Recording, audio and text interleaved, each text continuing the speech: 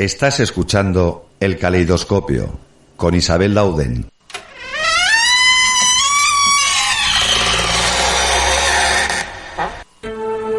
Stop censura. Fenómenos paranormales, orbes, activismo ufológico. Soñando con la liberación, investigación y difusión. OVNISpain.com. Presento de Fernando Domínguez la biografía. Empezó en el 2010 con la ufología. Nació en febrero del 86 en Zamora. Es una persona que mucho explora. Ha llegado a ver ovnis en varias ocasiones, de los cuales hizo una foto y varias grabaciones. Está tratando de que abra los ojos gente ciega. En Ufolix ha hablado de Federico Acosta Noriega. A Virginia Danguay, Andrea Pérez Simondini les hizo una entrevista. Es un hombre perseverante y pacifista, por supuesto también honesto y audaz. Estuvo en persona con el contactado Sixto Paz. Pues abrimos la puerta secreta al universo o a la ufología, y además nos hace mucha ilusión escuchar esta canción, ¿verdad, Luis Pisu? Hace un montón que no la oíamos, ¿eh? Un montón, cuánto me alegro, qué viejos recuerdos, qué programa más chulo hemos tenido, y bueno, que gracias a Dios sobrevive. Y continúa aunque sea un átomo, ¿no? Una pequeña parte un filete del programa. Eso es un aperitivo, es una puertecilla secreta, una rendija secreta. Pero bueno, el que estaba entusiasmadísimo con el retorno era nuestro compañero Nando Domínguez, que es el ufólogo al que le dedica esta canción Dani Calleja. Para los oyentes nuevos que se incorporan, pues es que le hizo un rap y todo, es que hay un poderío aquí, tenemos un nivel. Nando, muy buenos días. Muy buenos días, nada, un placer estrenarme en esta casa. Sí, y además ya lo anunciamos. Hicisteis un montaje gracioso, anunciando la puerta secreta, que luego tuvo que posponerse una semana más, pero un marcianito que salía por ahí. Creo que lo hizo Luis.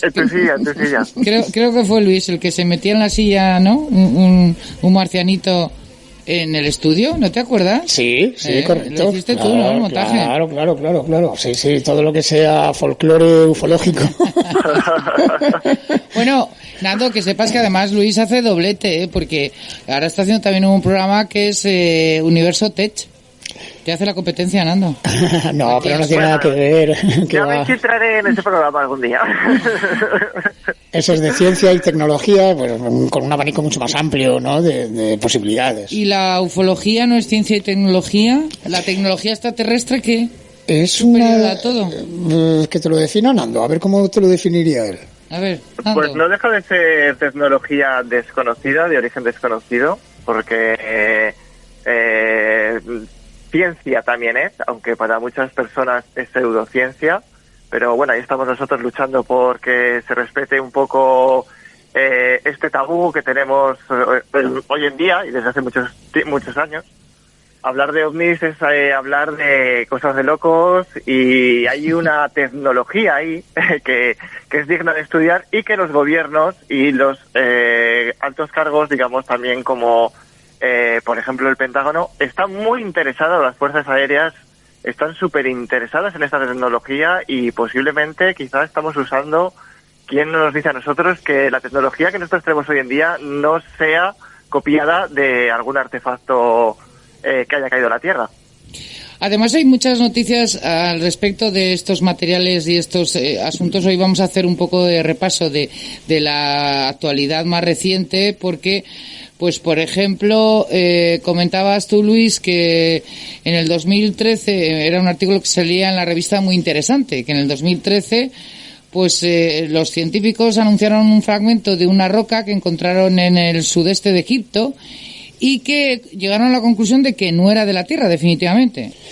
Sí, claro, estas noticias hay que cogerlas un poquito con pinzas, claro, la verdad, porque luego te hablan de que unos científicos, pues eso, un comité de expertos, ¿no? Pero tampoco te dicen que sí, exacto. Si lo comparamos. A eso me refiero. Entonces ahora, claro, a raíz de una noticia que salió hace escasamente pocos meses, ¿no? De que el Pentágono admite en un documento que experimentó con restos de ovnis, y de eso va un poco el programa de hoy, ¿no? Uh-huh. Entonces, claro, hay diversos testimonios en los cuales se recoge que después de un accidente, supuestamente de una nave no terrestre, pues se han recogido diversos restos y se han analizado. Y eso es lo que trataba un poco, pues eso, la noticia esta de la revista, muy interesante, pero con unos datos muy vagos, así, muy... Y te hace sospechar que no sea preciso, que no esté respaldado por un científico con nombre y apellidos. Que a eso me refiero, correcto. Lo que mosquea, que también a veces somos muy sensacionalistas y nos gusta pues la carnaza, donde hay algo ahí que rascar, pues... El periodismo tiene un arma de doble filo, lo carga el diablo. Desde luego que sí. Pregúntaselo a Nando, que va por ahí cazando ovnis. Bueno, más cosas. Aquí hay un caso muy curioso. Lo comentabas, lo has recogido tú, Luis, de la Wikipedia. Es bueno, pues por lo visto en Texas colisionó un ovni, supuestamente, el 17 de abril de 1987. Se estrelló contra un molino de viento en la granja de un señor, un juez, y luego cayó en un pozo. Bueno, ¿y qué pasó después? Porque esto es fantasmagórico, esto ya es más de misterio que de ufología, ¿no? Claro, y seguimos un poco también con la misma técnica que lo que te estaba diciendo antes, ¿no? Hay una super plataforma que estudia los fenómenos anómalos, ¿no? Digamos, ¿no? Aéreos, que es la MUFON. Y la verdad es que yo tengo ahí serias dudas con la MUFON, que no sé muy bien quién está financiando eso, porque tienen unos grandes archivos, supuestamente son ufólogos privados los que estaban poniendo dinero, y el caso es que en este supuesto accidente hubo hasta un cadáver del piloto del supuesto ovni que se enterró en una tumba. Estamos hablando ya de que, en fin, parece ser que fuera real, ¿no? Por lo que supuestamente... Sí, que físicamente había una persona muerta. Exacto. Ahí. Entonces, claro. Fue enterrado en una tumba en el cementerio local con una lápida anónima, y más tarde la lápida desapareció. Supuestamente los jueces... Es una de las historias que siempre se ha hablado mucho en el mundo de la ufología, sobre sobre esa lápida de que había desaparecido incluso el cuerpo, ¿no? Sí, y además muy raro, porque supuestamente además el mismo juez parece ser que dijo que se enterraran los restos de la nave en un fondo de un pozo, y además contaminándolo con agentes radioactivos para que nadie pudiera, o todo el mundo tuviera miedo, ¿no? De destapar este gran secreto. Por si acaso, para que no lo tocaran, ¿no? Claro. Entonces es uno de los casos así más peleagudos, aparte de, por supuesto, que el clásico Roswell. Sí, pero por ejemplo, fíjate, al parecer, al cabo de unos años, pues uno de sus descendientes, que quiso limpiar el pozo, contrajo una grave enfermedad de artritis que le costó la muerte. No se sabe si fue a raíz de los agentes radioactivos que encontró en el pozo, pero bueno, el caso es que murió. Sí, porque en aquella época no había coronavirus, seguramente murió de otra cosa. Bueno, y decidieron sellar el pozo, pero bueno, encontraron también, bueno, pues en 1973 esta investigación. Bueno, es que también encontraron, según los investigadores, estos de la MUFON que dices tú, pidieron investigarlo en 1973 y encontraron piezas muy extrañas de una aleación que parecía que no era terrestre, porque contenía un 95% de aluminio y un 5% de hierro. No sé. En fin, son materiales humanos. Son materiales terrestres, evidentemente, ¿no? Sí, entonces, carbono y aluminio. O sea, claro. No sé por qué no se puede hacer esa aleación. A mí lo que me extraña es que justamente, claro, en Wikipedia puedes encontrar también muchas cosas que no son verdad. Que no pueden ser reales también, ¿no? De alguna manera. Quiero decir, que se juega con esa baza también. Total, porque... que en el cementerio encontraron restos de esa aleación y luego pidieron permiso para excavar y a ver lo que había en esa tumba, y no les dejaron. Sí. Y cuando volvieron días después, resulta que la lápida ya no estaba y que el detector de metales pues ya no encontraba ningún metal. Yo no sé si estamos hablando de una película de terror o de un ovni. Bueno, no sé. Lo curioso es que no sé si se les ocurriría, por ejemplo, yo soy muy cazatesoros hoy en día. Oye, cuando encuentres alguno reparte, acuérdate de nosotros. He encontrado algunas reliquias que las tengo guardadas. Yo, por ejemplo, tengo, aparte de un detector de metales, tengo un imán de neodimio, el cual he metido en los pozos de mis abuelos. Sí. Y sería muy interesante ir a ese lugar, ir a ese pozo y meter este imán, porque tiene una fuerza impresionante que yo he llegado a sacar. Por ejemplo, del pozo de mi abuelo he sacado un cuchillo y he sacado un caldero, ya ves, de que se le cayó a mi abuelo a la hora de regar la huerta. No me digas. O sea, que es como un imán muy potente, Es digamos. un imán súper potente al cual lo tengo enganchado a una cuerda y sería muy interesante meterlo en ese pozo y hacer, digamos, una investigación ahí con un detector de metales sobre todo con esto, con el imán de neodimio, para ver si saliese de esa zona, si pudiese salir algún cacho de metal o algo. Solo por Os la veo en curiosidad. Texas, Estaría muy bien, a ti y a Luis, los dos ahí, uno con el imán y el otro con el crowdfunding detector. para irnos a Texas. Yo con el micrófono, siguiendo los pasos de cada uno, ¿no? Periodismo mal, de investigación ahí. Y luego ya, bueno, nos hacemos la ruta famosa de las rutas estas que hay de investigación OVNI, donde hay muchísimos pueblos que viven del turismo, de los turistas que van en busca del famoso Roswell, ¿no? Ah, bueno, fíjate que se me ha olvidado contar que por lo visto han pasado años y alrededor del pozo no crece la hierba, o sea que está completamente árido.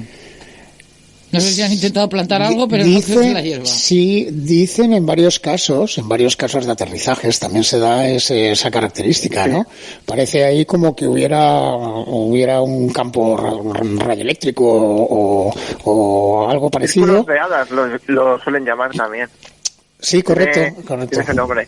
Sí, entonces desaparece de alguna manera un poco la vegetación y no vuelve a crecer, ¿no? Según Esto se ha visto mucho en algunos campos de los agricultores, como trigo, cebada, que aparecen esos círculos, y hay zonas que no sale, digamos, la plantación que han plantado. También es curioso que cuando uno de estos objetos suele aterrizar en esa zona, también queda la zona como chamuscada y no vuelve a salir de ahí lo que es la vegetación, ya sea por radiación o vete tú a saber lo que puede llegar a ser. Además hemos de decir que Nando conoce muy bien el campo porque trabaja en él y estas cosas no se le escapan, sabe lo que dice. Oye, por lo visto, cuando estuvieron investigando esta asociación, como esta de MUFO se llama, ¿no? MUFO, sí. Por lo visto encontraron a varias personas que estuvieron en ese momento en Aurora ese año, y hubo de todo. Una dijo que era una broma. Uh-huh. La otra pues estuvo allí pero se tuvo que retirar porque su madre no le permitía estar allí, y la tercera pues fue un testigo que admitió ver el ovni mientras estaba trabajando y su padre fue a ver lo que había pasado y cuando volvió pues le contó absolutamente todo con todo lujo de detalles y parece que describió al piloto pues de una forma muy similar a lo que habían dicho los demás, a los que... Sí. Ya. Pero bueno, ahí tenemos opiniones de todo, claro. Yo ya sabéis cómo pienso, ¿no? Yo ahí tenemos muchas veces ahí datos que no son demasiado congruentes, entonces nos podemos hacer un caso paralelo con el caso Humo, ¿no? Y una piedra que curiosamente también se encontró, creo que en el avistamiento de San José de Valderas, en Madrid.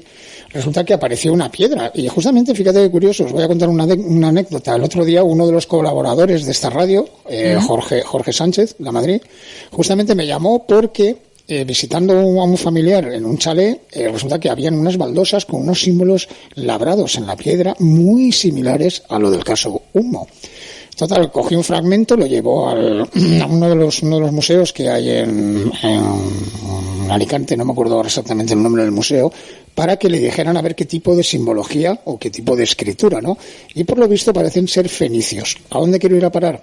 Que la piedra negra del espacio del caso Humo es un tema muy similar y en el fondo no tiene ningún condimento de que pensemos que eso viene del espacio, porque los símbolos eran completamente similares al caso de la piedra que se encontraba en el jardín, que era, pues eso, unos símbolos fenicios. Antiguos. Sí. Ya. Pues, a ver, más cosas. Tú estabas comentando, bueno, cualquiera de los dos me lo podéis decir. El Pentágono está investigando últimamente, además lo hemos oído en las noticias, que están estudiando presuntos ovnis. Siempre hay mucho secretismo en estas cosas, pero por ejemplo, pues están observando que hay restos, incluso esferas metálicas que caen del cielo, que tampoco se sabe qué son.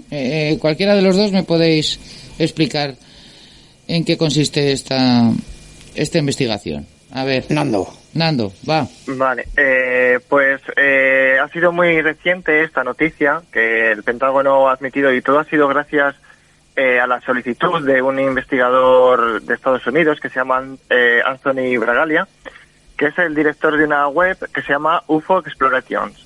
Y gracias a esta solicitud de ley de libertad de información que Estados Unidos tiene para desclasificar todos estos documentos, ha recibido la respuesta de los Estados Unidos verificando que están estudiando material de objetos volantes no identificados. Son materiales que han sido analizados y posteriormente han sido almacenados en instalaciones específicas que posiblemente serán en zonas que se desconocen al público. También dentro de este documento, de esta respuesta que él ha tenido, se habla del material de la recuperación del famoso ovni de Roswell del 1947. El metal me hace mucha gracia porque lo llaman metal de memoria. Yo, cuando he leído esto de metal de memoria, le voy a hacer un poquito graciosillo, y debe ser un metal como pues digamos, como para que la gente se haga un poco la idea, como los colchones viscoelastes con viscogel y todo esto, que no, indeformables, ¿no? Que son indeformables, sí. Pues parece ser que este material se deforma, y por lo que sea, este metal, porque es un metal, vuelve a su forma. Eso es lo bastante curioso. Dicen que tienen como una memoria. Sí, se llama nitinol, ¿no? Sí, me parece que sí. Según decía este experto, es capaz de regresar a su forma original, aunque haya sido doblado e incluso reducido de su tamaño. Porque... Y también dice que comprime, esto es súper curioso, comprime la energía electromagnética e incluso ralentiza la velocidad de la luz, lo cual les ayuda a hacer a que sea invisible. Esto es un dato muy interesante porque, tú imagínate, un objeto volante no identificado que sea invisible puede estar ahí arriba en el cielo y nosotros no nos podemos dar cuenta de que esté ahí, ¿no? Oye, incluso... o te haces un vestidito de ese material y pasas desapercibida por todos los sitios y empiezas ahí a cotillear. Oye, tú sabes, qué bien, ahí a observar. Pues mira, ha dicho esto, que estaba yo aquí, que no me han visto. El hombre invisible. Sí, mola. Oye, me estoy imaginando una capita así, con un sombrerito para que no se te vea en ningún sitio. Pues dice que es que tiene memoria, tiene la capacidad de recordar cómo era antes, o sea, lo dejan hecho un trapo, pero luego él es un superviviente nato, vuelve enseguida a su forma original. Lo curioso que, hablando de este fragmento, de este objeto volante no identificado, en Argentina, en el Museo OVNI de Argentina, Entre Ríos, hay un fragmento que la directora Silvia Pérez Simondini y Andrea Pérez Simondini, que es su hija, tienen, digamos, un museo y donde tienen piezas, y una de estas piezas es un fragmento de un ovni, el cual, cuando, digamos, lo enseña a la cámara y va a hacer la gente una foto, se transparenta, se hace un poco transparente. Es lo bastante curioso. Para hacerse invisible, Ay, porque es muy tímido y no quiere hacerse fotos. ¡Ay, qué mono! Me encanta. Oye, si vas al museo, tráeme un trocito, yo quiero verlo. Mola. Y fíjate, es un museo de ovnis, que creo que no es el único que hay. Fíjate. No es el único. Hay creo que 8 o 9 que yo sepa. En Roswell creo que hay 2 o 3, exactamente. Y luego hay uno también, no sé si es por la zona de Estados Unidos, que va en un camión y se va por diferentes ciudades. No me digas. Sí, además es súper curioso. Un museo ambulante, ¿no? Hostia, qué bueno. Tengo una carpeta con todas las fotografías y bueno, algún día podemos hablar de ello para que la gente conozca que hay museos OVNI y bueno, oye, si me toca la lotería... Museo itinerante, pues a ver, oye, que venga Sol Radio, ¿no?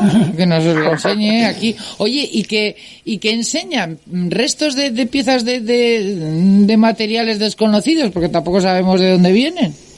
Sí, sobre todo tienen diferentes artefactos donados, todos han sido donados. Por ejemplo, tienen un artefacto del año 1973 de Uruguay, que fue donado por un investigador argentino. También tienen fragmentos de un objeto volante no identificado desde Brasil, que lo donaron, del año 1957, el cual han hecho diferentes análisis.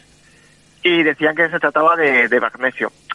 Por ejemplo, este fragmento que tienen ocurrió en la playa de Brasil. Pues estaba la gente bañándose y tal, y de repente escucharon un zumbido muy fuerte en el cielo, la gente miró al cielo y encontró un objeto volando en forma de disco, que estaba girando sobre sí mismo. Casualmente este objeto explotó y esos fragmentos cayeron a la playa, a la zona del agua y sobre todo también a los barcos que estaban por aquella zona. Casualmente llegó al Museo OVNI de Silvia Pérez Simondini, el cual lo tienen allí para todo el público.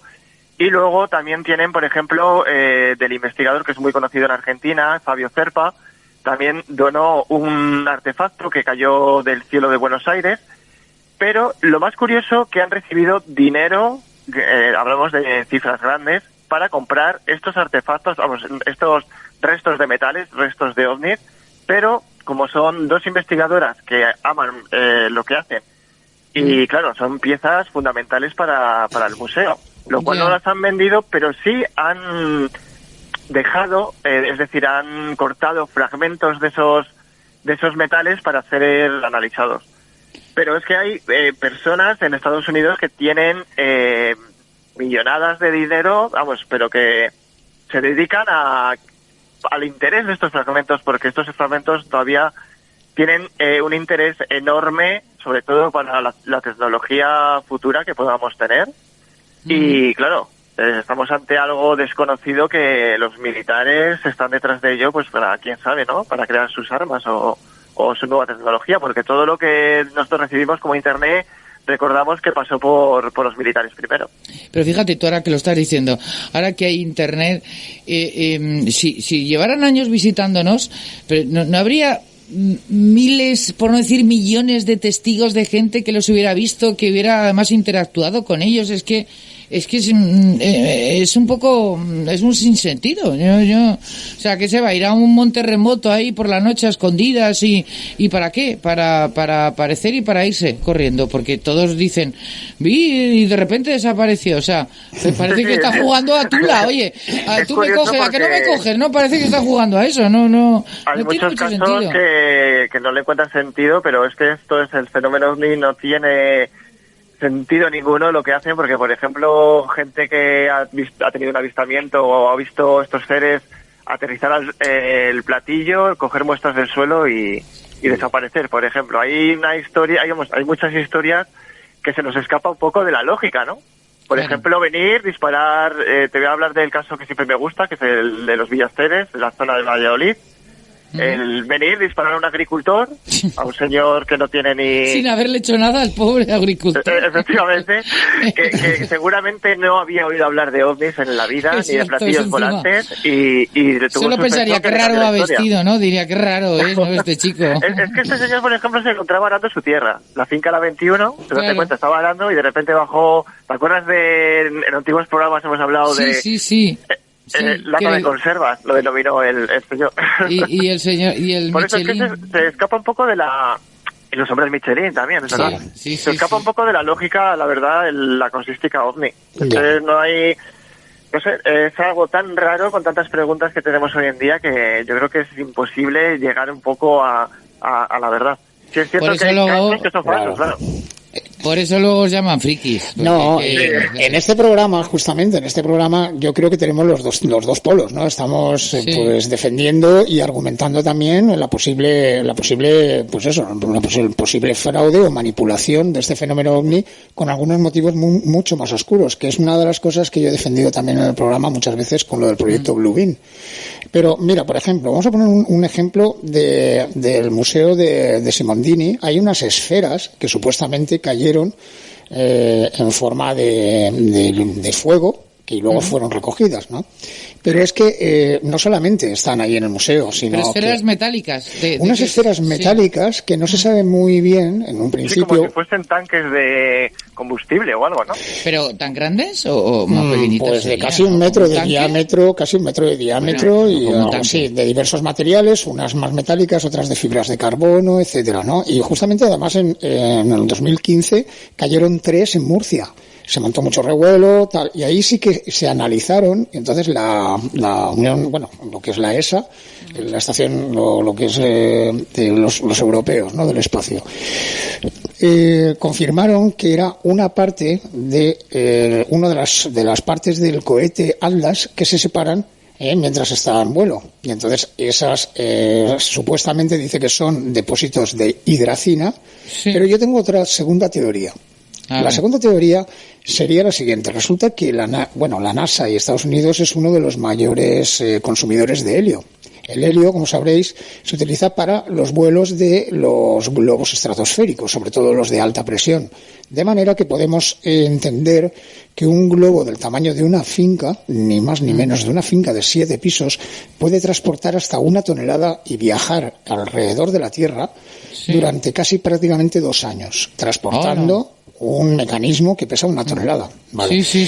Eso es para controlar la dirección del globo y la altura, se utilizan segundos globos que van en el interior. Y entonces podría dar el caso de que no fueran una esfera de un cohete, porque si estamos hablando de que esa esfera contenía combustible y el cohete ha desaparecido completamente, esa esfera tampoco tiene una consistencia como para reventar, para aguantar, ¿no? Para aguantar ese rozamiento supuesto del cohete cuando entra en la atmósfera. Y sin embargo, si lo aplicamos a la teoría de que hay más globos estratosféricos de lo que parece sosteniendo los supuestos satélites, resulta que estas esferas sirven para alterar el rumbo del vuelo y la altura de esos superglobos de helio que os estoy contando, ¿no?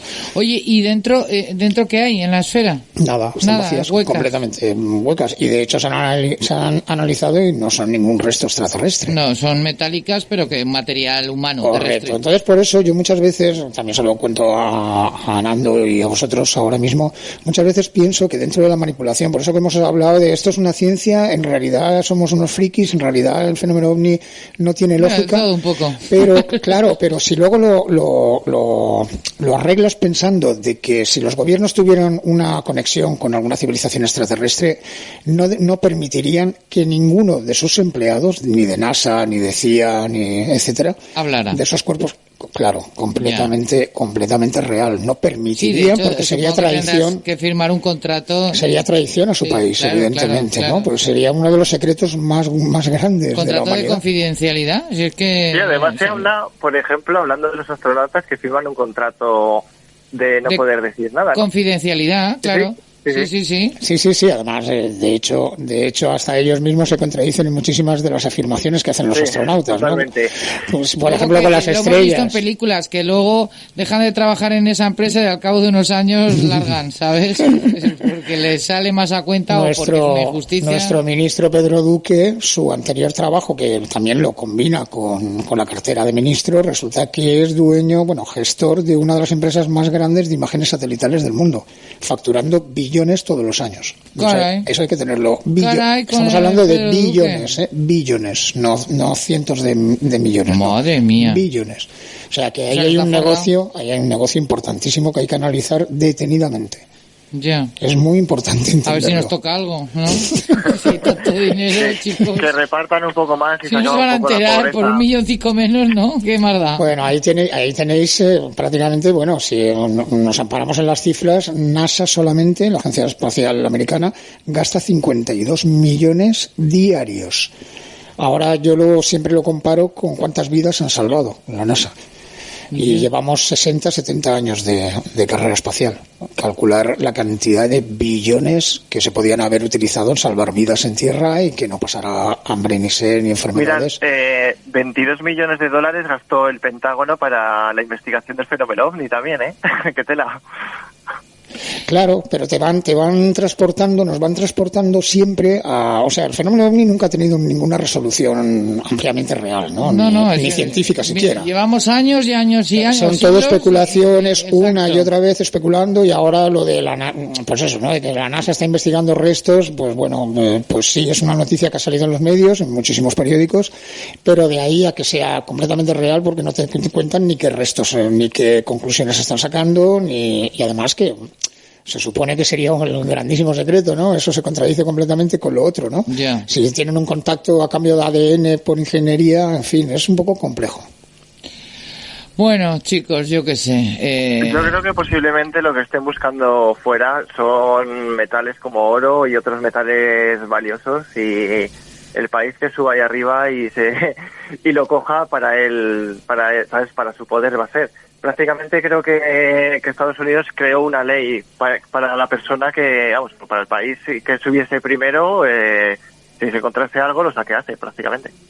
Más que nada, como ellos siempre han subido supuestamente los primeros, digo supuestamente. Oye, porque... pero si tú ves algo y ¿cómo saben ellos que te lo has encontrado? ¿Ah? Ya, eso es. Te los guardas, te los escondes y ¿qué? El ser humano siempre es que tiene... Yo me hace mucha gracia. Gente que compra un terreno en la luna. Digo, vamos a ver, si la luna no es de nadie. Digo, ¿por qué tienen que andar comprando terrenos en la luna? Es que esto es increíble, lo del ser humano. Pues mira, el otro día estaban diciendo en Cuarto Milenio, hablaba un contertulio y decía, pero yo no sé la gente para qué se quiere ir a Marte, pero si Marte es muy feo para vivir. Es verdad. Dice, teniendo una tierra tan hermosa y tan rica y tan maravillosa, quererse ir a Marte, hay todo sombrío ahí, chico. Bueno, yo no me fío mucho tampoco de las imágenes que nos están ofreciendo la NASA, porque muchas de ellas están pasadas por filtros. Digamos oye, si quieres te vas tú, yo te llamo por teléfono para las entrevistas. Se ha puesto de moda, claro, se ha puesto de moda hasta tal punto de que, claro, si yo ahora, mira, fijaros qué detalle, si yo ahora me voy a un juzgado y denuncio a la NASA, ¿tú te crees que algún juez va a subir al espacio para corroborar si eso es cierto, si han ido a Marte? ¿A que no? No. Pues podría ser, por eso siempre, ¿no?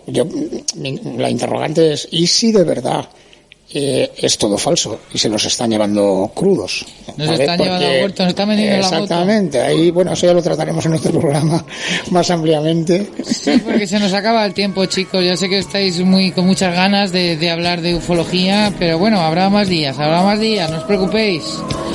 Bueno, oye, que un placer, Nando, volver a escucharte. Igualmente, ya te estaba de menos. A Luis ya lo veo todos los días. Luis está aquí ya pillado. Un abrazo, Nando. Hasta luego. Un abrazo. Hasta luego.